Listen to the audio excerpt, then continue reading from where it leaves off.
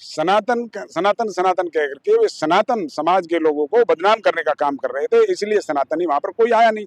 अगर वास्तव में ही उनके साथ अन्याय होता तो सनातन धर्म के लोग वहां पर आते, इसीलिए लोग नहीं आए क्योंकि वो सनातन समाज को बदनाम करने का काम कर रहा था और सनातनी ही लोगों ने उसको समझाने की कोशिश की है कि आप ऐसा ना करें, इसलिए उसको वहां पर समझाया गया। मेरे सपने में, हमारे सपने में जो भी आएगा वो सामाजिक सारी चीजें आएंगी और संविधान तौर पे जो हम देश को बनाना चाहते हैं उस प्रकार की सोच हमारे हमारे सपने में आएंगी। जैसे बाबा साहब भीमराव अम्बेडकर जी हैं और हमारे जो महापुरुष हैं, जो उनकी विचारधाराएं हैं, उनकी विचारधाराओं वाला देश बनने के लिए हमारा सपने में आता है कि उनके विचारों का हमारा भारतवर्ष बने।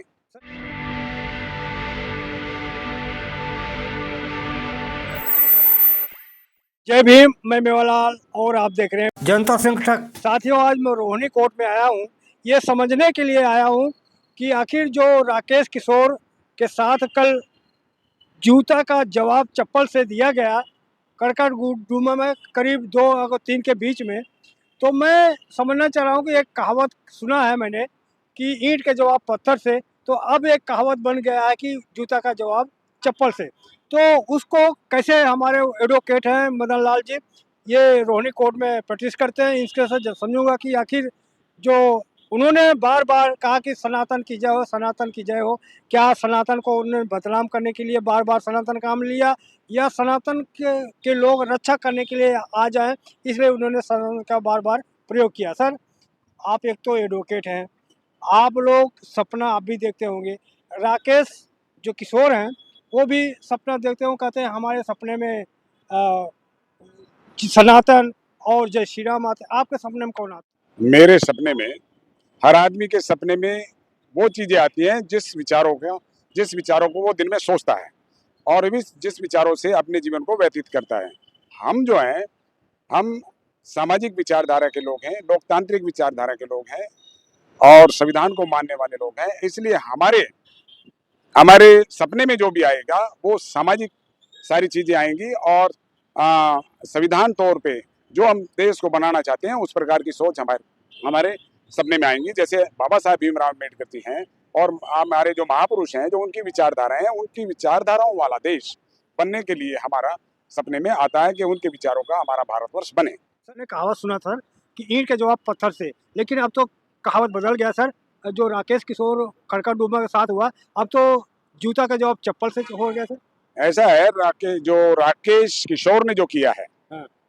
वो सबको मालूम है। हमारे देश के अंदर जिस प्रवृत्ति के लोग हम हैं, जिस नेचर के लोग हम हैं, हम क्या करते हैं कि हमारे समाज में या हमारे परिवार में कोई बच्चा गलत काम करता है तो हम उसी परिवार के और उसी समाज के लोग उसको समझाने की कोशिश करते हैं, क्योंकि एक आदमी कोई गलत काम करता है तो उससे पूरा ही समाज बदनाम होता है। तो वो अपने आप को सनातनी बताता है और सनातनी कहते हुए जो उसने गलत कार्य किया उससे पूरा सनातनी समाज बदनाम हुआ है। इसलिए सनातनी लोगों ने उसको वो दंड देने का काम किया कि तुमने ऐसा करते करके और पूरे सनातनी समाज को बदनाम करने का काम किया है। इसलिए जो वो कल करकटडूमा में घटना घटी, वे सनातनी धर्म के लोग थे, सनातनी लोग थे, जिन्होंने उसको सजा देने का काम किया है। जी साथियों, आपको बता दूं ये घटना जो है कल 9 दिसंबर को करकटडूमा कोर्ट में जो राकेश किशोर हैं वो किसी केस से वहाँ पर गए थे, तो वो जब वहाँ गए तो वहाँ के कुछ वकीलों ने पहचान लिया कि यही वकील है जो CGI BR गवई के ऊपर जूता फेंका था। तो उसका गुस्सा उन वकीलों के अंदर था, तो उनके ऊपर जूता फेंका गया। राकेश किशोर जो है बार बार कहता है जय सनातन जय सनातन जय सनातन। तो ये कल 9 दिसंबर की घटना था। उस घटना को समझने के लिए मैं आज वकील साहब के पास आया था। सर, जो घटना घटी, आपने तो वीडियो देख लिया होगा सर, वो बार बार सनातन का नाम ले रहा है कि जय सनातन जय सनातन। तो सनातन का चादर ओढ़ करके वो क्या सनातन को बदनाम कर रहे हैं या सनातन के लोग उनको बचाने आ जाए? सनातन सनातन कह करके वे सनातन समाज के लोगों को बदनाम करने का काम कर रहे थे, इसलिए सनातनी वहां पर कोई आया नहीं।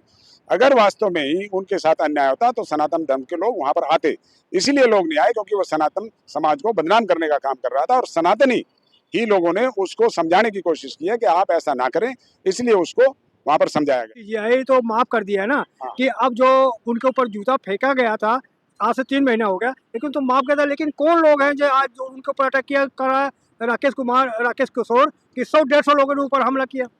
जो हमारे सीजीआई साहब थे उन्होंने इसलिए उनको माफ किया कि क्योंकि वे बुद्ध विचारधारा के लोग हैं और उनके अंदर करुणा और शांति पे वो विश्वास करते हैं, इसलिए उन्होंने उसको कुछ नहीं कहा। और ठीक इसी प्रकार से हमारे समाज के आदमी शांति और करुणा में विश्वास करते हैं, इसलिए उनका काम नहीं है ये सनातनी धर्म को अपने आप को बदनामी से बचाने के लिए खुद उन्होंने ही इस काम को किया है। सर, जो सीजीआई के ऊपर जूता फेंका था वो बौद्धिस्ट सीजीआई थे और अम्बेडकरवादी थे, तो क्या जो उनको ऊपर फेंका गया आज उसका बदला लेने के लिए वो उनको ऊपर राकेश कुमार के ऊपर मारा गया कि इसके पीछे और क्या देख रहे हैं? देखो, ये कोई बदले की भावना नहीं है। अगर बदले की भावना होती तो बाबा साहब भीमराव अम्बेडकर विपरीत परिस्थितियों से गुजरने के बाद भी उन्होंने संविधान लिखा, कहीं भी बदले की भावना से एक भी शब्द नहीं है। तो जो भी बाबा साहब की विचारधारा को मानने वाले हैं, जो बुद्ध की विचारधारा को मानने हैं, उनके डिक्शनरी में बदले का शब्द है ही नहीं। इसलिए ये कोई बदले की भावना से नहीं, सनातनी लोगों ने सनातनी को उसको समझाने का काम किया, क्योंकि वो सनातन धर्म को बदनाम कर रहा था। क्या ये जो उनको किया है ये संविधानवादी लोग नहीं थे अटैक किया, जो किया कि सनातनी लोग अटैक किया? जो उनके ऊपर जो अटैक हुआ है, अटैक नहीं, वो समझाने का काम किया है। सनातनी धर्म के लोग सनातनी को समझा रहे हैं, क्योंकि उन्होंने सनातन को बदनाम किया है। आप तो एक वकील हैं, तो आपके कानून के हिसाब से क्या ये अपराध बनता है नहीं बनता है? हम एक वकील हैं और वकील की हैसियत से हम न्याय दिलाने का काम करते हैं, और ये अगर अपराध है तो सनातनी लोग इसको समझते हैं कि उन्होंने आपराधिक दृष्टि से किया है या समझाने की दृष्टि से किया। आप तो वकील हैं, आपको तो पता हो गया, क्या किसी कोर्ट में जाकर कहीं थाने में अदालत में उन्होंने केस दर्ज किया है कि अभी केवल वैसे जबानी चल रहा है? उनका सामाजिक मामला है, उनका पारिवारिक मामला है, सनातन धर्म के समाज का मामला है, इसीलिए इसके खिलाफ कोई भी एफआईआर नहीं हुई है। अगर कोई गैर इनके सामाजिक काम गैर सनातनी होता तो उसके खिलाफ भी कार्रवाई करते। जी सर, आपसे मैं जानना चाह रहा हूँ कि अगर सनातनी बार बार कर रहे हैं, जय श्री राम कर रहे हैं, तो आप भी सपना देखते हैं? सपने में कौन आता है आपके? हमारे सपने में तो जो हम दिन में सोचते हैं, पॉजिटिव सोच रखते हैं, सारी हमारी पॉजिटिव सोच आती है।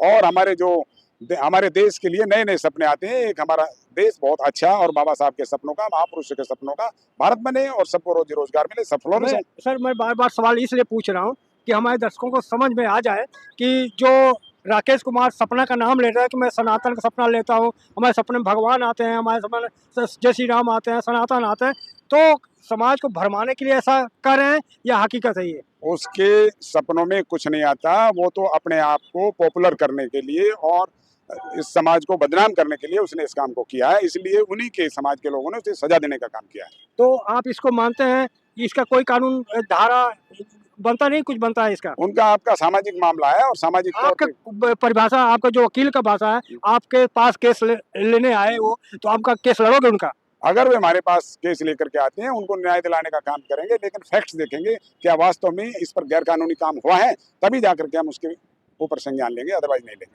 अदरवाइज उनका केस नहीं लड़ेंगे आप? नहीं लड़ेंगे।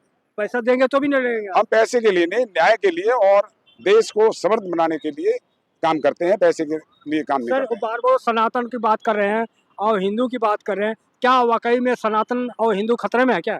सनातन हिंदू कोई खतरे में नहीं है। जो सनातन धर्म के लोगों ने वो काम किया है अपने आप को बचाने के लिए, अपने ऊपर से समाज दाग हटाने के लिए कि हमने ऐसा काम किया है, इस प्रकार का उन्होंने रोल करने का काम किया।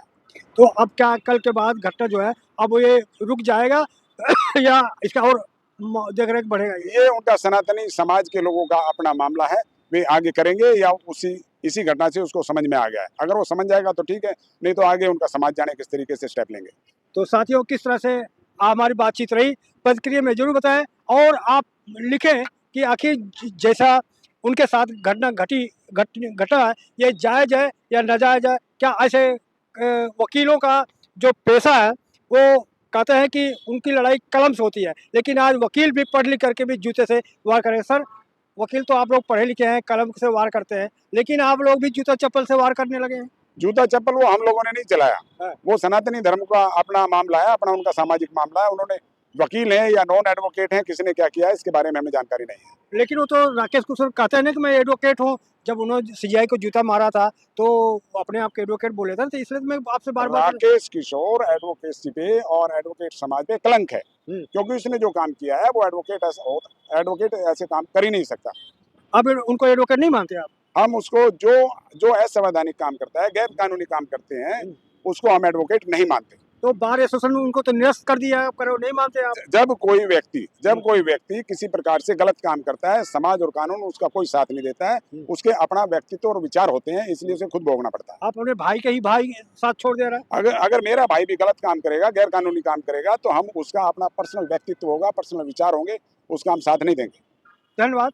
तो साथियों, किस तरह से ये बातचीत प्रतिक्रिया में जो बताया, और आपसे निवेदन है कि कहाँ से देख रहे हैं वो भी कमेंट में लिखेंगे, और आपसे विनती है कि अगर हमारे चैनल पर नए हैं तो हमारे चैनल को सब्सक्राइब करें, लाइक करें, कमेंट करें, और अगर हमें हमारी पत्रकारिता को आगे बढ़ाना चाहते हैं, बहुजन समाज की बात उठाना चाहते हैं, तो हमें आर्थिक मदद करने के लिए हमारे चैनल को ज्वाइन बटन दबा करके जो भी आपके पास हो सहयोग राशि हमें दे सकते हैं। जय भीम, जय भारत, रोहिणी कोट, दिल्ली।